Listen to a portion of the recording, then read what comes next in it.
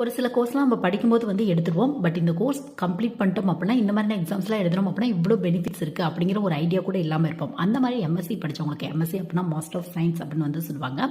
So உங்களுக்கு வந்து gate exam எழுதுறதுக்கு எலிஜிபிள் இருக்கு. நிறைய ஸ்டூடெண்ட்ஸ்க்கு கேட் எக்ஸாம் எழுதுறதுக்கு எலிஜிபிள் இருக்கு அப்படின்னு கூட தெரியாதுல. உங்களுக்கு எலிஜிபிள் இருக்கு. உங்களுக்கு கேட்ல கிட்டத்தட்ட ஒரு 30 பேப்பர் இருக்கு. உங்களுக்கு வந்து பார்த்தோம் அப்படின்னா, இதில் பிசிக்ஸ், கெமிஸ்ட்ரி, மேக்ஸ் இந்த மாதிரியான பேப்பர் கூட இருக்கு. ஸோ நீங்க என்ன எம்எஸ்சி கம்ப்ளீட் பண்ணிருக்கீங்களோ அது ரெலவெண்ட்டாக வந்து நீங்க சூஸ் பண்ணிக்கலாம்.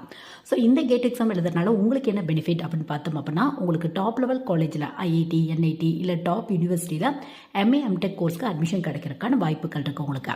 அது மட்டும் இல்லாமல் சப்போஸ் நீங்கள் பிஹெச்டி இந்த மாதிரி பண்ணுறீங்க அப்படின்னா ஒரு சில யூனிவர்சிட்டியில் ஸ்டைஃபன் கூட கிடைக்கிறதுக்கான வாய்ப்பு இருக்கு உங்களுக்கு. இல்லை ஜாப் தான் போகணும் அப்படிங்கிற ஒரு ஆசை இருக்குது அப்படின்னா ஒரு சில பிஎஸ்யூ கம்பெனி, பிஎஸ்யூ அப்படின்னா பப்ளிக் செக்டர் அண்டர்டேக்கிங் கம்பெனி அப்படிம்பாங்க. ஸோ இந்த மாதிரியான கம்பெனி இந்தியாவில் கிட்டத்தட்ட 300 மேலே இருக்குது. இங்கே கூட வந்து கேட் எக்ஸாம் ஸ்கோர் பேஸில் வந்து நீங்கள் ட்ரை பண்ணி பார்க்கலாம். ஒரு சில அப்ராட்ல இருக்க யூனிவர்சிட்டியில் கூட ஹையர் ஸ்டடீஸ் வந்து நீங்கள் பண்ணலாம்.